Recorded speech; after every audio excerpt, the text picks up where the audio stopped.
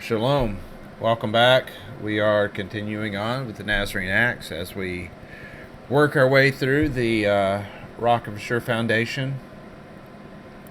We've made it a little bit over halfway through the entire book now at this point, and we're almost through the Nazarene Acts. So without further ado, we'll go ahead and jump in. Then Peter said, "These things come not only from envy or indignation, but sometimes there is a bashfulness in some persons, fearing perhaps they may not be able to answer fully the questions that may be proposed, and so they avoid the discovery of their want of skill. But no one ought to be ashamed of this, because there is no man who ought to profess that he knows all things, for there's only one who knows all things, even he who also made all things. For if our Master declared that he knew not the day and the hour, whose signs even he foretold, and referred the whole to the Father, how shall we account it disgraceful to confess that we are ignorant of some things, since in this we have the example of our Master? But this only we profess, that we know those things which we have learned from the true prophet, and that those things which have been delivered to us by the true prophet, which he judged to be sufficient for human knowledge." Then I, Clement, went on to speak thus: "At Tryphlis, when you were disputing against the Gentiles, my Master Peter, I greatly wondered at you, that although you were instructed by your father according to the fashion of the Hebrews and in observance of your own law, and were never polluted by the studies of Greek learning, you argued so magnificently and so incomparably, and that you even touched upon some things concerning the histories of the gods, which are usually declaimed in the theaters. But as I perceived that the fables and blasphemies are not so well known to you, I shall discourse upon these in your hearing, repeating them from the very beginning, if it please you." Then says Peter, "Say on, you do well to assist in my preaching." Then said I shall speak therefore because you order me, not by way of teaching you, but of making public what foolish opinions the Gentiles entertain of the gods. But when I was about to speak, Nicetas, biting his lip, beckoned to me to be silent. And when Peter saw him, he said, "Why do you repress his liberal disposition and noble nature, that you would have him be silent for my honor, which is nothing? Or do you not know that if all Gentiles, after they have heard from me the preaching of the truth and have believed, would betake themselves to teaching, they would gain the greater glory for me, if indeed you think me desirous of glory? For what so glorious as to prepare the disciples for Messiah? Not who shall be silent and shall be saved alone, but who shall speak when they have learned and shall do good to others. I wish indeed that both you, Nicetas, and you, beloved Aquila, would aid me in preaching the word of God, and the rather because those things in which the Gentiles err are well known to you, and not you only, but all who hear me. I wish, as I have said, so to hear and to learn, that they may be able to teach. For the world needs many helpers, by whom men may be recalled from error." When he had spoken thus, he said to me, "Go on then, Clement, with what you have begun." And I immediately rejoined, seeing that when you were disputing at Tryphlis, as I said, you discoursed much concerning the gods of the Gentiles, profitably and convincingly. I desire to set forth in your presence the ridiculous legends concerning their origin, both that you may not be unacquainted with the falsehood of the vain superstition, and that the hearers who are present may know the disgraceful character of their error. The wise men, then, who are among the Gentiles, say that first of all things was chaos, that is, through a long time solidifying its outer parts, made bounds to itself, and a sort of foundation being gathered, as it were, into the manner and form of a huge egg, within which, in the course of a long time, as within the shell of the egg, there was cherished and vilified a certain animal, and that afterwards, that huge globe being broken, there came forth a certain kind of man of double sex, which they call masculo-feminine. This they call phanetus, from appearing, because when it appeared, they saw then also light shine forth.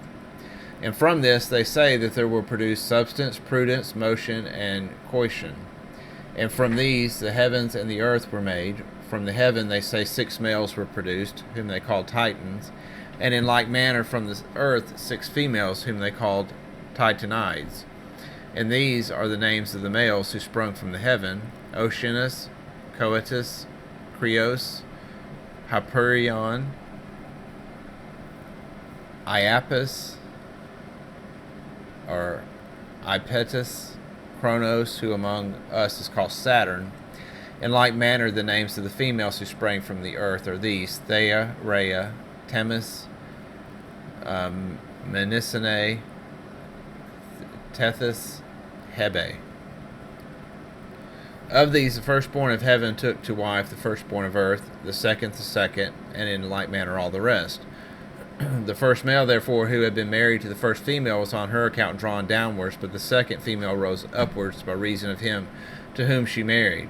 And so each doing in their order remained in those places which fell to their share by the nuptial lot. From their intercourse they assert that innumerable others sprang, but of these 6 males, the one who is called Saturn received in marriage Rhea, and having been warned by a certain oracle that he who should be born of her should be more powerful than himself, and should drive him from his kingdom, he determined to devour all the sons that should be born to him. First then there is born to him a son called Hades, who among us is called Orcus, and him, for the reason we have just stated, he took and devoured. After him he begot a second son called Neptune, and him he devoured in like manner. Last of all he begot him whom they called Jupiter, but him his mother Rhea, pitying by stratagem, withdrew from his father when he was about to devour him. And first, indeed, that the crying of the child might not be noticed, she made certain corybantes strike cymbals and drums, that by the deafening sound the crying of the infant might not be heard. But when he understood from the lessening of her belly that the child was born, he demanded it, that he might devour it. Then Rhea, presenting him with a large stone, and told him that it was what she brought forth, and he took it and swallowed it. And the stone, when it was devoured, pushed and drove forth those sons whom he had formerly swallowed. Therefore Orcus, coming forth first, descended and occupies the lower, that is, the infernal regions. The second being above him, he whom they call Neptune, is thrust forth from the waters. The third, who survived by the artifice of his mother Rhea, she put upon a she-goat and sent into heaven. But enough of the old wives' fables and genealogy of the Gentiles, for it were endless if I should set forth all the generations of those whom they call gods and their wicked doings. But by way of example, omitting the rest, I shall detail the wicked deeds of him only whom they hold to be the greatest and the chief, whom they call Jupiter. For they say that he possesses heaven, as being superior to the rest, and he, as soon as he grew up, married his own sister, whom they call Juno, in which truly he at once becomes like a beast. Juno bears Vulcan, but as they relate, Jupiter was not his father. However, by Jupiter himself she became mother of Medea, and Jupiter, having received a response that one who should be born of her should be more powerful than himself and should expel him from his kingdom, took her and devoured her. Again Jupiter produced Minerva from his brain, and Bacchus from his thigh. After this, when he had fallen in love with Thetis, they say that Prometheus informed him that if he lay with her, he who should be born of her should be more powerful than his father, and for fear of this he gave her in marriage to one Pelus. Subsequently he had intercourse with Persephone, who was his own daughter by Ceres, and by her he begot Dionysus, who was torn in pieces by the Titans. But calling to mind, it is said that perhaps his own father Saturn might beget another son, who might be more powerful than himself, and might expel him from his kingdom. He went to war with his father, along with his brothers, the Titans, and having beaten them, he last threw his father in prison, and cut off his genitals, and threw them in the sea. But the blood which flowed from the wound, being mixed with the waves, and turned into foam by the constant churning, produced her whom they call Aphrodite, and whom with us they call Venus. From his intercourse with her, who was thus his own sister, they say that the same Jupiter begot Cypris, whom they say was the mother of Cupid. This much of his incest I shall now speak of his adulteries. He defiled Europa, the wife of Oceanus, of whom was born Dodonius, Helen, the wife of Pandion, of whom Musaeus, Eurynome, the wife of Asophus, of whom Augigeus, Hermione, the wife of Oceanus, of whom Graces, Thalia, Ephrosyne, Aglaea, Themis, his own sister, of whom Horace, Eunomia, Dice,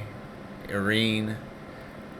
the Misto, the daughter of Enochius, of whom Arcas, Adia, the daughter of Minos, of whom Asterion, Phonisa, the daughter of Alphion, of whom Endymion, Lo, the daughter of Inachus, of whom Epharis, Hippodamia, and Isone, the daughters of Danaus, of whom Hippodamia was the wife of Olenus, and Isone of Orchomenus or Chrysius, Carme, the daughter of Phoenix, of whom was born Britomartis, who was an attendant of Diana, Callistro, the daughter of Lycaon, of whom Orcus, Libby, the daughter of Munantius, of whom Belus, Natonia, of whom Apollo and Diana, Leandia, the daughter of Eurymedon, of whom Coron, Lysithia, the daughter of Aventus, of whom Helenus, Hippodamia, the daughter of Bellerophon, of whom Sarah Pedon, Metaclite, the daughter of Macarius, of whom Thebe and Locrius, Niobe, the daughter of Phoronius, of whom Argus and Pelasgus, Olympias, the daughter of Neoptolemus, of whom Alexander, Pyrrha, the daughter of Prometheus, of whom Heliometeris, Protogenia, and Pandora, the daughters of Deucalion, of whom he begot Aethelius, and Doris, and Melera, and Pandoras, Thyacrucia, the daughter of Proteus, of whom was born Nymphius, Salamius, the daughter of Asophus, of whom Saracone, Taygete, Electra, Maya, Plutide, daughters of Atlas, of whom respectively he begot Lacedaemon, Dardanius, Mercury, and Tantalus. Phthia, the daughter of Phoronius, of whom he begot Achilles, Cronia, or Chonia, the daughter of Aramneus, of whom he begot Lacon, Chalcea, a nymph, of whom was born Olympus, Charidia, a nymph, of whom Alcanus, Chloris, who was the wife of Amphigus, of whom Mopsus was born, Cotonia, the daughter of Labus, of whom Polymedes, Hippodamia, the daughter of Anicius, Chrysogenia, the daughter of Phineas, of whom was born Tysaeus.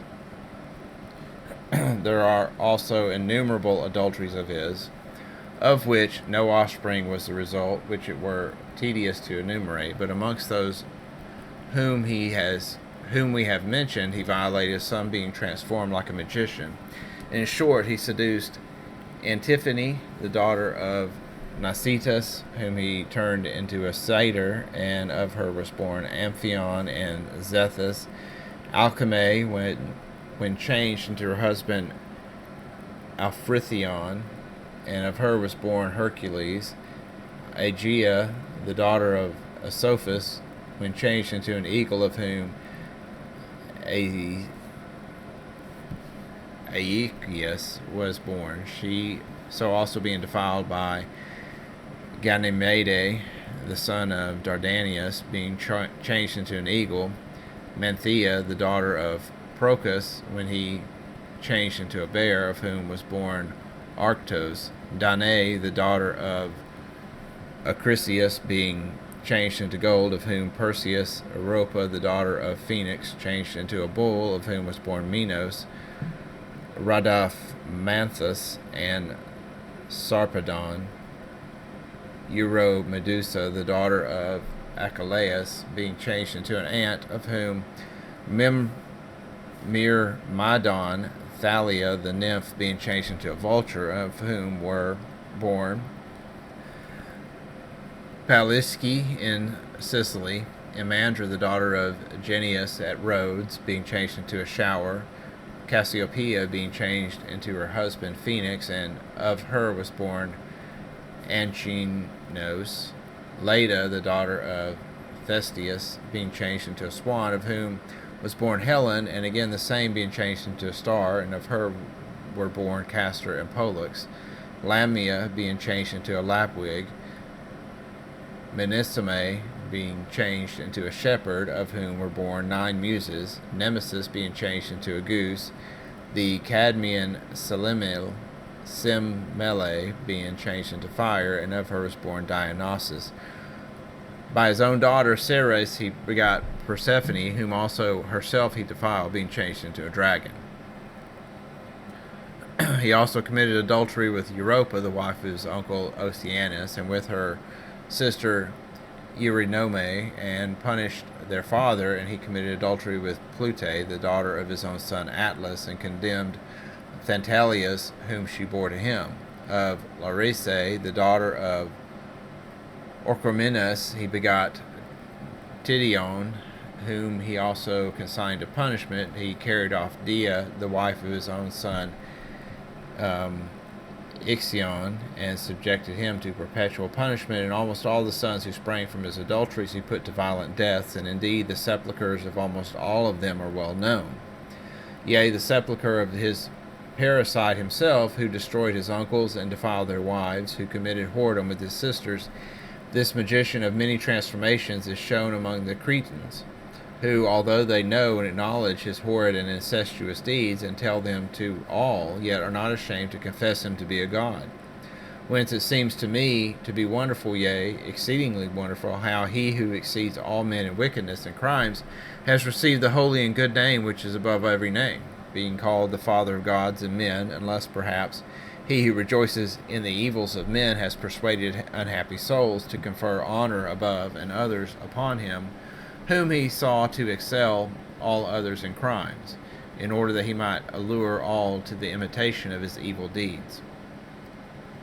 But also the sepulchres of his sons, who are regarded amongst these Gentiles as gods, are openly pointed out, one in one place and another in another. That of Mercury at Hermopholis, that of Cyprian Venus at Cyprus, that of Mars at Thrace, that of Bacchus at Thebes, where he is said to have been torn in pieces, that of Hercules at Tyre, where he was burnt with fire, that of Asclepius in Epidaurus, and all these are spoken of not only as men who have died, but as wicked men who have been punished for their crimes, and yet they are adored as gods by foolish men. But if they chose to argue and affirm that these are rather the places of their birth than of their burial or death, the former and ancient doings shall be convicted from those at hand as still recent, since we have shown that they worship those whom they themselves confess to have been men and to have died, or rather to have been punished, as the Syrians worship Adonis, and the Egyptians Osiris, the Trojans Hector, Achilles is worshipped at Leucon-Isus, Patroclus at Pontus, Alexander the Macedon at Rhodes, and many others are worshipped, one in one place and another in another, whom they do not doubt to have been dead men. whence it follows that their predecessors also, falling into like error, conferred divine honor upon dead men, who perhaps had had some power or some skill, and especially if they had stupefied stolid men by magical fantasies. Hence, there has now been added that the poets also adorn the falsehoods of error by elegance of words and by sweetness of speech, persuade that mortals have been made immortal, yea, more, they say that men are changed into stars, and trees, and animals, and flowers, and birds, and fountains, and rivers. But that it might seem to be a waste of words, I could even enumerate almost all the stars, and trees, and fountains, and rivers which they assert to have been made of men. Yet by way of example I shall mention at least one of each class. They say that Andromeda, the daughter of Cepheus, who was turned into a star, Daphne, the daughter of the river Lado, into a tree, Hyacinthus, beloved of Apollo, into a flower, Callisto into the constellation which they call Arctos, Progne and Philomea with Tereus into birds, that Thasibs in Sicilia was dissolved into a fountain, and Pyranamus at the same place into a river, and they assert that almost all the stars, trees, fountains, and rivers, flowers, animals, and birds were at one time human beings. But Peter, when he heard this, said, according to them then, before man were changed into stars and other things which you mentioned, the heavens was without stars, and the earth without trees and animals, and there was neither fountains nor rivers nor birds, and without these, how did those men themselves live, who afterwards were changed into them, since it is evident that without those things men could not live upon the earth? Then I answered, but they are not even able to observe the worship of their own gods consistently, for every one of those whom they worship has something dedicated to himself from which the worshippers ought to abstain. As they say, the olive is dedicated to Minerva, the she-goat to Jupiter, seeds to Ceres, wine to Bacchus, water to Osiris, the ram to Hammon, the stag to Diana, the fish and the dove to the demon of the Syrians, fire to Vulcan, and to each one, as I've said, there is something specifically consecrated from which the worshippers are bound to abstain for the honor of those to whom they are consecrated. But were one abstaining from one thing and another from another, and by doing honor to one of the gods they incur the anger of the rest, and therefore if they would conciliate them all, they must abstain from all things for the honor of all, so that being self-condemned by a just sentence before the day of judgment, they should perish by a most wretched death through starvation. But let us return to our purpose. What reason is there, yea, rather, what madness possesses the minds of men that they worship and adore as a god a man whom they not only know to be impious, wicked, profane, Jupiter, incestuous, a parricide, a adulterer,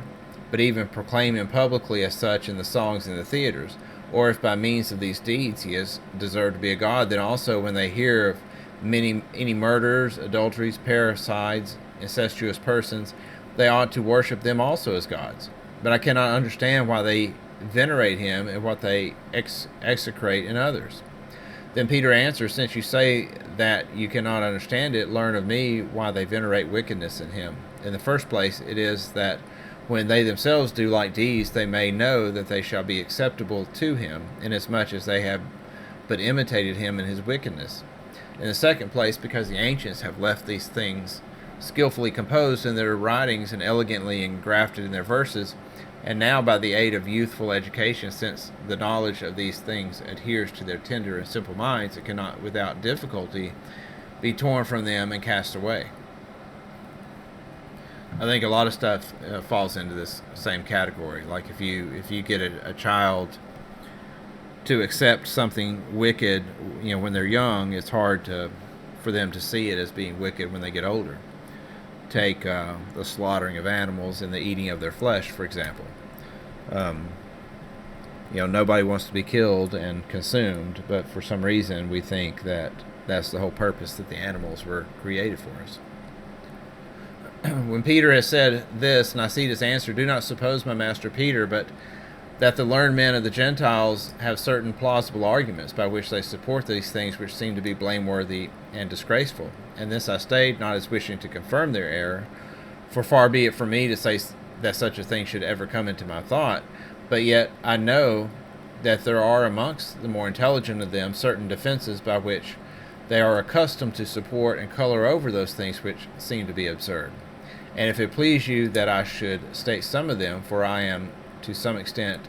acquainted with them, I shall do as you order me." And when Peter had given him leave, Nicetas proceeded as follows. "All the literature among the Greeks which is written in the subject of the origin of antiquity is based upon many authorities, but especially two,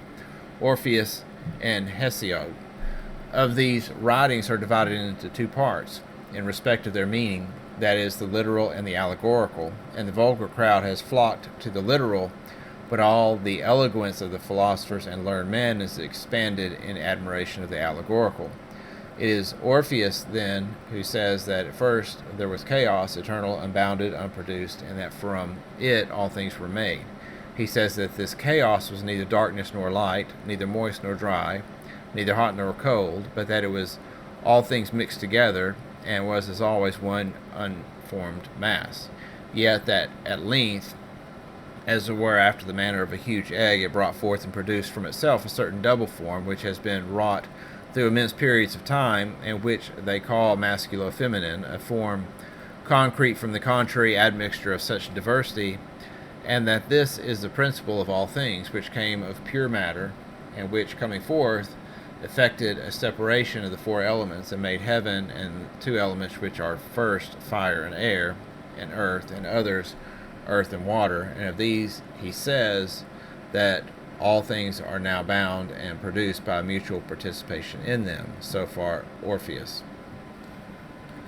But to this Hesiod adds that after chaos the heaven and the earth were made immediately,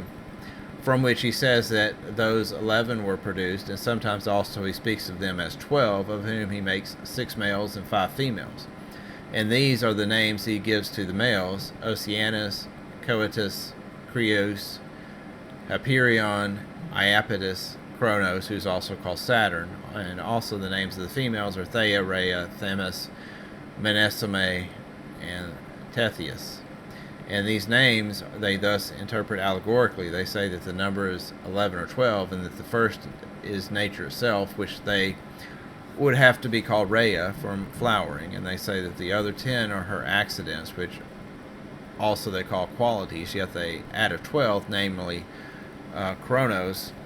who with us is called Saturn, and him they take to be time. Therefore they assert that Saturn and Rhea are time and matter, and these, when they are mixed with moisture and dryness, heat and cold, produce all things. She, therefore, Rhea, or nature, it is said, produced, as it were, a certain bubble which had been collecting for some time, and it, being gradually collected from the spirit which was in the water, swelled, and being for some time driven over the surface of the matter,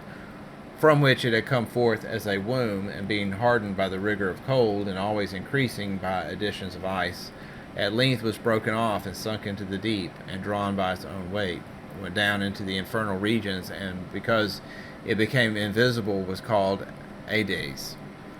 and also named Orcus or Pluto. And since it was sunk from the top to the bottom, it gave place to the moist element to flow together, and the grosser part, which is the earth, was laid bare by the retirement of the waters. They say therefore that this freedom of the waters, which was formerly restrained by the presence of the bubble,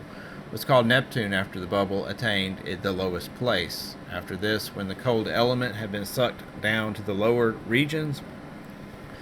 by the concretion of the icy bubble, and the dry and the moist element had been separated, there being now no hindrance, the warm element rushed by its force and lightness to the upper regions of the air, being borne up by wind and storm. This storm, therefore, which in Greek is called,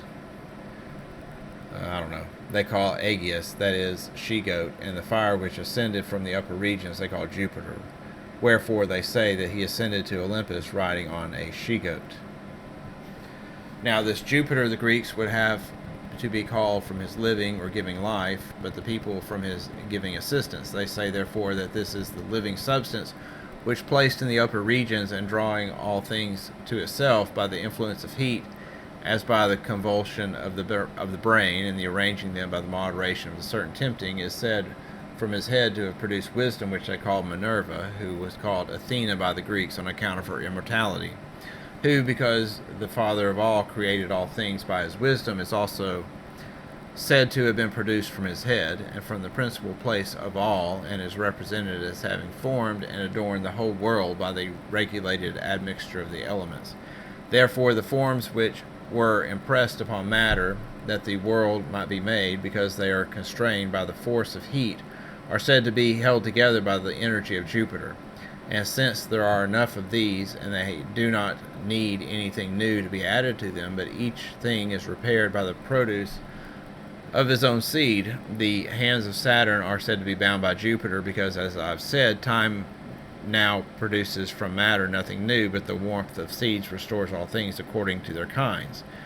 And no birth of Rhea, that is, no increase of flowing matter, ascends further. And therefore